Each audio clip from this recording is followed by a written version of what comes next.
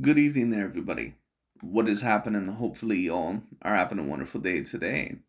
So, when it comes down to it, I of course thought that I would give my little commentary and my fight review of the John Jones versus Ciryl Gane fight and the main card, actually, the two last main cards, and also the co main event of UFC 285. I thought that I would give my little fight review and my fight breakdown of what personally ended up happening within these fights, and there was a little bit of surprises here. And one thing that I've always liked about MMA, especially compared to that of boxing, is that it usually is a little bit more unpredictable, at least overall in my sense. Even with certain fighters that you may believe are going to 100% win at certain times, what I've usually noticed, at least in my particular senses, at least with what I've noticed, is that MMA usually has a hell of a lot more upsets, or at least certain things that are going to happen a little bit more unexpectedly within certain fights. And if I overall had to, maybe guess why, more than likely it's probably the amount of dimensions that go into that of an MMA fight. Because in boxing, you usually overall can tell, at least overall from my position at least, who is mainly going to have the advantage in the hand to hand combat with the type of movements and with the type of footwork and with the type of positioning and with the main skill sets that they may have. But MMA is such a very particularly interesting sport, especially for that of a combat sport.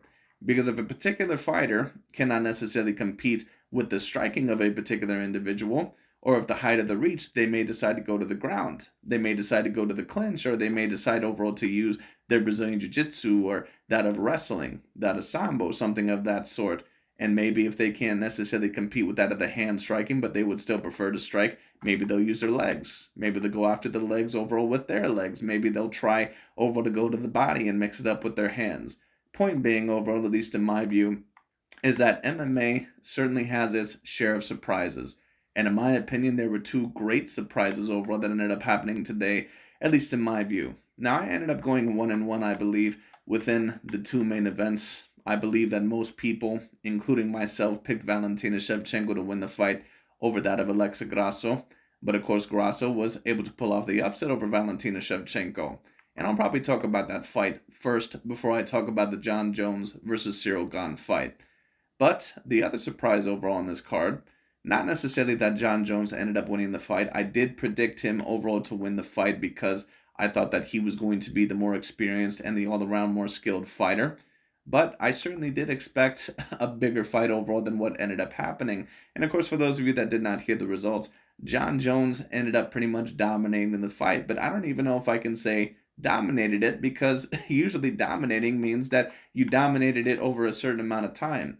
Really, basically what he did was he pretty much ran Ciryl Gane over. He pretty much took him down to the ground, overall put him up against a cage, and then put him in a choke. I'm not necessarily sure 100% if that's what you would call a guillotine type of choke, or maybe overall something else.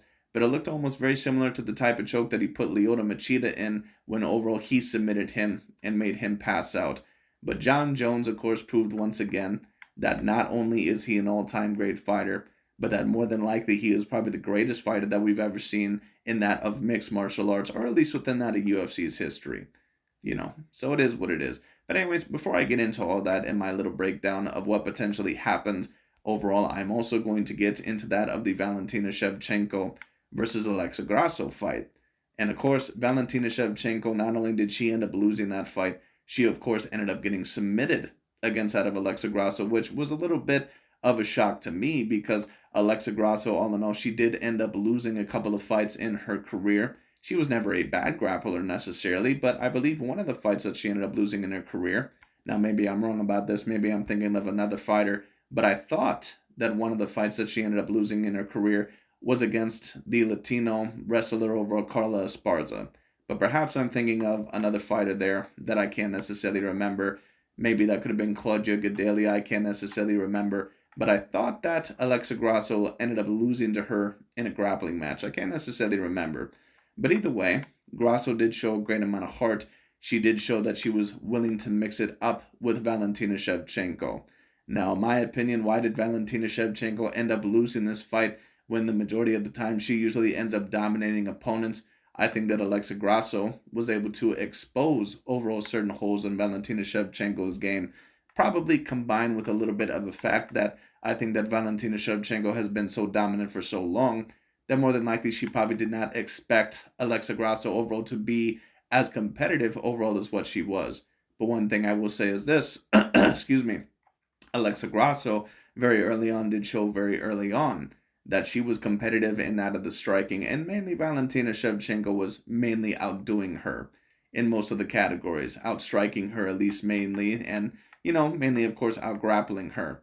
But you could tell, especially after that first round, that she knew that this was going to be a little bit of a different fight than most of her fights. And Valentina Shevchenko, in my opinion, she's a very good striker.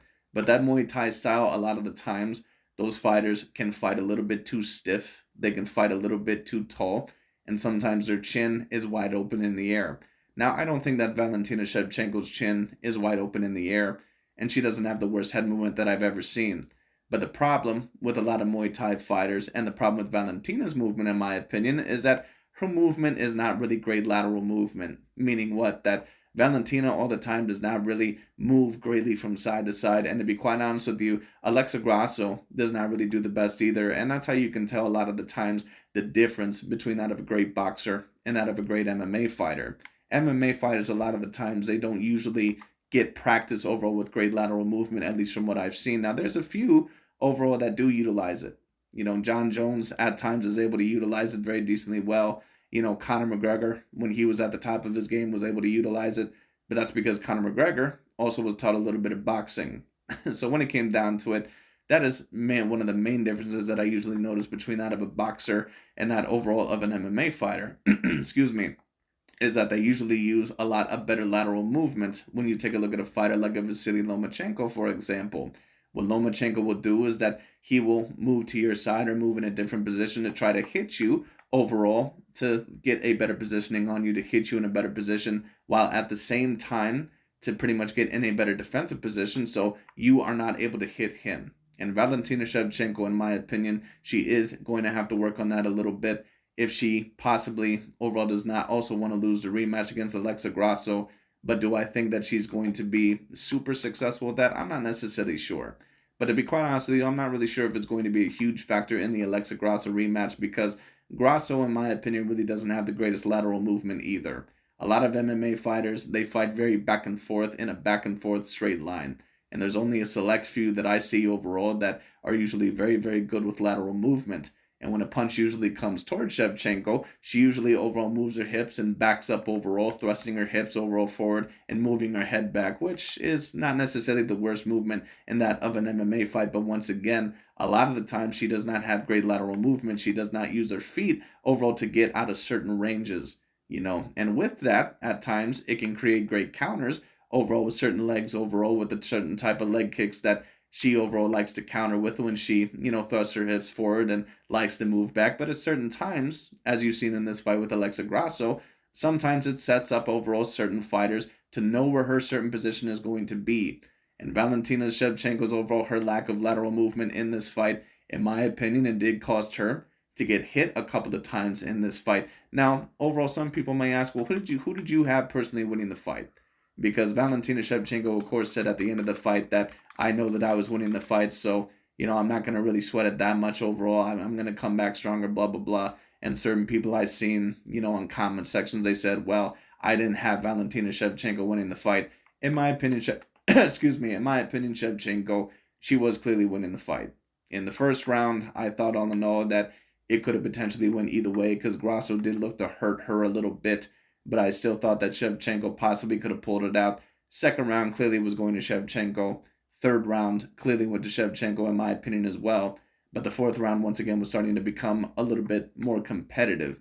And that was when overall that Valentina started to get in a little bit of trouble. And then, of course, Valentina threw that spinning heel kick, I believe, or that spinning back kick. I can't remember exactly which specific type that it was, which was a mistake because, of course, Grasso immediately went in there overall and she got on her back. She got her down on the ground. She put pressure overall on her chin. And I don't even believe that her choke overall, which, of course, was supposed to be a rear naked choke, which it pretty much was, it just wasn't overall completely under the chin, which is usually when you have the most amount of success. But because overall her hand eventually was able to get behind Valentina's head, she was able to put a great amount of pressure overall with it when it came down to it, and she was still able to make her tap anyway. which of course was a great upset when it came down to it, or at least a decently great upset. But this is overall a sign for Valentina to improve certain skills. And to be quite honest with you, if I had to guess, Valentina probably underestimated her grappling to a great degree. And there were certain times, the majority of the time, where Valentina clearly she was out grappling that of Alexa Grasso. And I think that Valentina, all in all, is still the better grappler. But she obviously did not expect, I think, for Alexa Grasso really to get on top of her overall and really dare to do that rear naked choke and really submit her. I don't think that Valentina Shevchenko really ever thought that there was really ever going to be a chance of that. But overall, when you do that, when it comes down to when you underestimate your opponents at certain times, and some of you may not agree, some of you may say, well, why are you overall saying that she just underestimated her? Why can't it just be that she just got out talented or that she just got out skilled? And it could be that. Once again, we're going to see that in the rematch. But if I had to personally guess, I don't think that Valentina Shevchenko, I don't think that she ever thought that Alexa Grasso was ever going to have a chance to submit her, ever going to have a chance to submit her. You're talking about a girl in Valentina Shevchenko that has been able to submit someone like a Juliana Pena or Juliana Pena, however you say her name, someone who's a very great Brazilian Jiu-Jitsu practitioner. I don't think that Valentina Shevchenko ever in her life thought that Alexa Grasso was really ever going to be able to compete with her on the ground or at least submit her. So, in my opinion, more than likely, that probably was a little bit of the problem as well. But Valentina is going to have to work on certain things to win the rematch. In my opinion, she's going to have to work a little bit more on lateral movement. Even if she doesn't, more than likely, I think she can win the fight. But all in all, it's going to be very interesting to see how she treats Alexa Grasso in the rematch. Is she going to be a little bit too respectful? Is she possibly going to lose on points? Is Alexa Grasso going to have more of an advantage now on the ground? It's going to be very particularly interesting. Or we might just see Valentina Shevchenko actually try to wrestle her on the ground pretty much the whole entire time. A little bit what we've seen with Amanda Nunes with Juliana Pena, sometimes overall trying to put her on the ground and not really trying to, mess with her overall in certain strikes. And that might be the smart thing to do because there were certain times where Valentina was getting outstriked by that of Alexa Grasso. And she needs to be very careful. She needs to move a little bit better, in my opinion, overall, because there were certain times to where it was very clear that Valentina, at least with certain hand-to-hand combat, that she was getting hit and that she knew that she was not really 100% able to compete in terms of hand-to-hand combat, which of course does not happen very often with Valentina Shevchenko, but Alexa Grasso does have a little bit of boxing experience. She kept her hands up a lot of the times throughout the fight. She countered very well when it came down to it, at least at certain times. And overall, she's a person that is decently good on the inside. So Shevchenko is going to have to make some improvements on the inside. Just my view of it. But very good fight overall. I believe that Valentina Shevchenko more than likely should win the rematch. But what I'll say is this. I would give Alexa Grasso more of a chance to win the Valentina Shevchenko rematch than what I gave Juliana Pena to win that of the Amanda Nunes rematch. Because Shevchenko overall, it's going to be very interesting to see how she handles that rematch. It's going to be very, very interesting. Can't wait for that. It's going to be very interesting. Now, of course, for the main event, to talk about the Johnny Bones Jones versus that of the Ciryl Gane fight. Now, John Jones, once again, what was a little bit of a surprise to me, once again, was not necessarily that John Jones won, but that overall he was able to do it so dominantly. And of course, he was able to pretty much get on Ciryl Gane's back. And it's obvious at this point, I don't think that it's any secret in my opinion. It's obvious that Ciryl Gane has a little bit of a weakness in terms of the grappling category. Now, his coach overall said that they were mainly working on the grappling and that they brought some people in. Now, who were those people that they brought in? Was it CM Punk? Was it a WWE wrestler or something of a sort? I don't know, but it must have been because his grappling, in my opinion, in this fight truly was an embarrassment. And some people overall may say, wow, you're going really hard on that of Ciryl Gane. But in my opinion, even with John Jones, with people at light heavyweight, what I'll say is this. I've seen certain people like Alexander Gustafsson overall and, people like that of a DC, Daniel Cormier, give John Jones a much bigger run for his money overall in terms of the grappling. Now, who knows? Maybe John Jones did some different training. Maybe overall it's just a constituting of the styles, or maybe it's just a clashing of the styles. But to be quite honest with you, I expected a little bit more out of Ciryl Gane. But that was the question. Like I said, overall my fight prediction, how would both of these fighters handle the grappling? And like I said, I don't really know how good Ciryl Gane's grappling is. I've never really seen him besides that of Francis Ngannou in a fight to where he's really had to grapple all that much, at least in my opinion. And that's why I picked John Jones to win, because I said his experience and he's been there when it comes down to it. And I really don't know how great that of Ciryl Gane actually is. Because besides beating up these fat guys like that of a Derek Lewis and that of a Tai Tuivasa, and don't get me wrong, these guys are decent contenders. But Ciryl Gane has never really actually been in the fight overall that he's won against a guy that can truly challenge him, like that of a Francis Ngannou. And this was his chance to shine tonight. And not only did he not shine, he pretty much embarrassed himself, in my opinion. This was supposed to be a fight that was going to be won, in my opinion, for either of them about 3-2. It was not supposed to end up as dominantly as what it was. Now, does this more attest to John Jones's greatness and his all-around skill set? Or does this more attest overall to Ciryl Gane's weakness and his holes overall in terms of his grappling? Well, maybe a little bit of both. John Jones, of course, he's been able to submit people before. He was able to submit, I believe, Vitor Belfort. He was able to submit that of Lyoto Machida, two guys that I believe have black belts in Brazilian Jiu-Jitsu. And of course, he was able to compete with that of DC Daniel Cormier, one of the greatest wrestling practitioners of all time within that of MMA. But, excuse me, in my opinion, with how easy it was for Ciryl Gane to get submitted, I just don't think that there's any denying it. It's very obvious that he has a little bit of a hole in that category. And I still think that Ciryl Gane, that he's a very good top contender, but there's a difference between a great contender and a great fighter. And Ciryl Gane has yet to prove that he is truly a great fighter. Because in both fights where he truly overall had his back up against a wall and he truly had to prove himself, he failed the mission both times. Now, against Francis Ngannou, once again, I gave him a little bit of a pass because that was his first championship fight. And, of course, Ngannou was a guy that is physically a freak of nature. And John Jones, in some ways, is physically a freak of nature as well. But this was a guy that had his heavyweight debut. This was a guy, all in all, that, to be quite honest with you, looked a little bit overweight and not necessarily in the greatest of ways in this fight when it came down to it. But who knows? John Jones probably knows his body better than I do. I thought that Ciryl Gane could have put on a better fight, in my opinion, but maybe he couldn't have. Because once again, Ciryl Gane overall, he pretty much just showed the world overall that he is not on that level. That he is not on the Francis Ngannou level. He is not on the John Jones's level. He is not someone, all in all, that, in my opinion, is truly a champion. He just isn't. And that's why he's never won the overall championship in that of the heavyweight division. He's a very great contender, like I said, but he's not a great fighter. It just is what it is. And I think that if he were a great fighter, that he would have at least been able to compete with that of John Jones, once again, in that of the grappling. He wasn't, not only was he not able to compete with John Jones in terms of the grappling, he pretty much overall showed that he was about a couple levels below that of John Jones. And like I said, that was also going to be another question with that of Ciryl Gane, because John Jones, once again, he established his distance very well.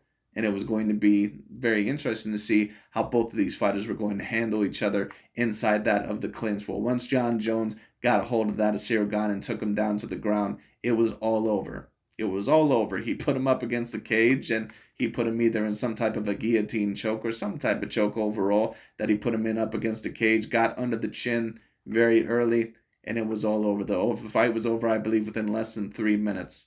So it just is what it is. Once again, it's not to be super criticizing of that of Ciryl Gane, but it's just obvious that, in my opinion, that he's not really what I would call a great fighter. It just is what it is. I think that he's a great contender, like I said, and you have certain guys that are just like that are great contenders, but they're never able to win the belt because they just don't have what it takes, all in all, to really win that belt. It just is what it is. There are just certain guys overall like that. If I were to think overall of certain examples, and I'm trying to think overall, maybe at the current moment in time, like that, maybe of, I'm trying to think all in all, certain people who have really got up there overall and maybe, possibly lost the belt. I can't really think of any great examples at the current moment in time. But Ciryl Gane, once again, he is going to have to prove that he is a great all-around fighter, and he could be a little bit greater than what I'm giving him credit for. Because there are certain fighters overall that were great overall when it came down to it, that never won the official belt, like that of a Dustin Poirier. He was a great fighter that never really won the official belt when it came down to it overall. Well, actually, a good example, you know what a good example is? Chad Mendes. Chad Mendes overall was a fighter that, he pretty much was a very decent all around fighter. He was a great wrestler. He was a guy that had a little bit of striking experience, and he ended up beating a decent amount of the top contenders. But every time that he was in a fight against a championship level caliber fighter, he could never pull it off. Against Jose Aldo, Conor McGregor, when it came down to it. And then, of course, Alexander Volkanovski later on, of course, was able to stop him. Is Ciryl Gane someone overall more like that of a Chad Mendes, or is he a Dustin Poirier, someone that actually is a great fighter? We just haven't seen him in other fights, and he's just had the misfortune of facing two of the greatest fighters of all time. And it's been a little bit unfortunate for him. We'll see. It's also going to be very interesting because besides that of Stipe Miocic, I don't really know any other fighters overall that could really be super competitive with Gane within that division, because just looking at it, a lot of the top contenders like Derek Lewis and, an older Junior Dos Santos, if he's still even on the roster, and a couple of the other guys, I'm not really 100% sure how competitive they're going to be with that of a Ciryl Gane. Ciryl Gane still is a very great contender. Like I said, he has very good Muay Thai. He's a very decent striker. When it comes down to it, he's very powerful. He's a great athlete. But it's really going to take a certain fighter that's going to be able to compete with his height and his reach overall and his skill set to really compete with him. So, like I said, it's going to be very particularly interesting to see overall what ends up happening with that. Once again, is Ciryl Gane going to end up overall a guy that eventually does win the championship? Is he a guy, like I said, like a Dustin Poirier, who I do consider a great fighter but just never won the official belt? But he can still be great fighters like that of a Max Holloway and, a Conor McGregor later on, and some of those other guys, Eddie Alvarez and Anthony Pettis? Or is he a guy that, kind of just came and went? It's going to be very particularly interesting to see what ends up happening with that. It's going to be very, very interesting. Very interesting. But that's pretty much about it for today. Great performance by Jon Jones. And the last bit I'll say is this. I don't think that there can be any debate anymore that Jon Jones clearly is the greatest fighter of all time, at least in terms of that of mixed martial arts. No doubt about it anymore. Before you could have maybe debated, I think, that George St. Pierre was in the conversation, Anderson Silva was in the conversation, and some may even put Khabib Nurmagomedov in there, even though, of course, he doesn't really have the title defenses overall to quantify that. But he, of course, was probably the most dominant fighter that I've seen in UFC history, just in terms of his performances and his sheer dominance and power overall that was displayed in the ring over his opponents. And when I'm talking about power, I'm talking about overall how dominant he was, especially on the ground.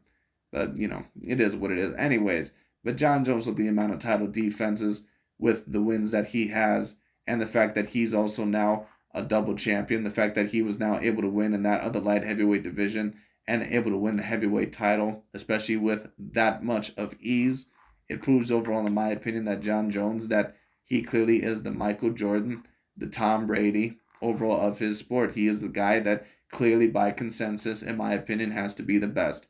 And some people overall, they may say, well, what about George St. Pierre? What about Anderson Silva? Say what you want about those guys, and in my opinion, they are great fighters. But Anderson Silva overall during his reign did lose to Chris Weidman, even though he was a bit older. And he lost to a couple of other guys, I believe, before he ended up, joining the UFC. George St. Pierre, of course, is up there with anybody. He lost to Matt Hughes, I believe, when he was a bit younger and inexperienced. But, of course, he does have that one black X in his career when he lost to the inexperienced Matt Serra, the winner of the Ultimate Fighter, of a defeat that never really should have happened when it came down to it. So, Jon Jones, in my opinion, it's very clear that he has now separated himself 100% for sure, compared to the other fighters. I don't think that there's any debate about it. Jon Jones clearly has the best case for the greatest of all time. He has the title defenses. Overall, he has the wins. He has the wins over a multitude of Hall of Famers. And now he's a two-division champ. No doubt about it, in my opinion. The greatest of all time, at least in that of mixed martial arts and in that of UFC history. But that's pretty much all I got to say for now. Well, actually, there is one last little bit. Because, of course, Jon Jones, apparently now he is going to potentially fight Stipe Miocic in that of the next fight. And let me state overall what chances I believe that both fighters have. What I will say is this. I think that Stipe Miocic has a greater chance than that of a Ciryl Gane. I think that he's all around more talented and all around more skilled. But the big question is that will Stipe Miocic be able to potentially beat that of Jon Jones? In my opinion, more than likely, no. Jon Jones now, if he does stay at this same weight, and if Stipe Miocic is able to maybe compete overall in terms of a multitude of rounds. Will that prove to be a little bit too much weight for that of Jon Jones? Overall, we'll see, because we weren't really able to see it within this fight because the fight didn't really last any more than that of 3 minutes. You know, when you take a look at Canelo versus Dimitri Bivol, it was clear overall that the weight was going to affect Canelo Alvarez long term, because after the fourth round, he had no stamina whatsoever. His hands were starting to go down when it came down to it. He was starting to retreat up against the ropes, and I've seen Canelo like that before, and that means that he's absolutely exhausted and that his gas tank is pretty much empty, at least at that current moment in time.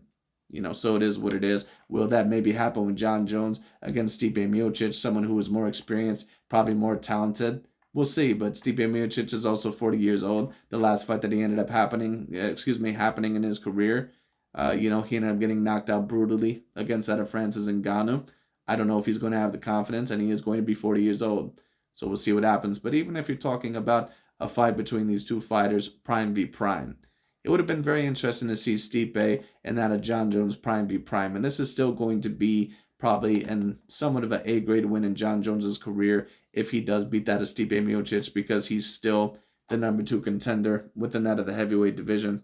But if you're asking me personally, do I believe that Stipe would have beat that of Jon Jones in his prime? I'm not necessarily sure.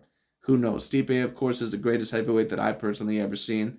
But one thing that I will say about Stipe, which is a little bit of a weakness, because he's usually used to fighting guys that are a bit more stiffer or a little bit slower because of that in the heavyweight division.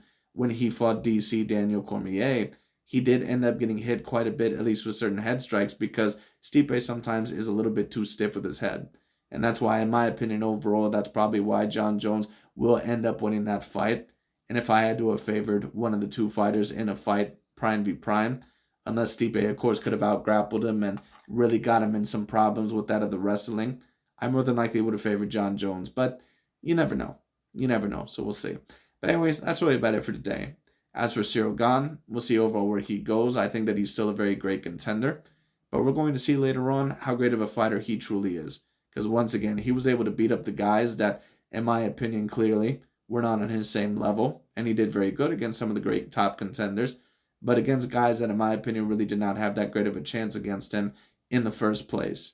The two guys that really did have a great chance over him, in Francis Ngannou, he was able to beat him and outsmart him and outgrapple him. And against Jon Jones, the fight was not even particularly close. So we'll see overall once again what happens. But anyways, congratulations to Jon Jones. Also, congratulations to Alexa Grasso. But anyways, that's pretty much about it for me today. Thank you so much for watching. Hopefully you enjoyed. And I'll talk to you all later. And we'll see what happens with the future of all these MMA fighters. Very interesting card. But anyways, that's really about it for today. Thank you so much for watching. I'll talk to you all later.